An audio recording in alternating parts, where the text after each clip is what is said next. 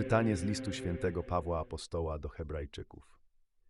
Bracia, każdy arcykapłan spośród ludzi wzięty dla ludzi jest postanowiony w tym, co do Boga należy, aby składał dary i ofiary za grzechy, aby też mógł współczuć z tymi, którzy są w nieświadomości i błędzie, ponieważ i on sam poddany jest słabości.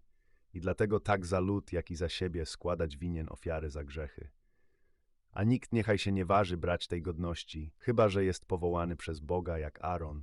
To też i Chrystus nie sam siebie wywyższył, aby się stać najwyższym kapłanem, ale wywyższył go ten, który do niego powiedział: Tyś synem moim, jam dziś zrodził ciebie. Jako też na innym miejscu mówi: Tyś jest kapłanem na wieki według porządku Melchizedeka.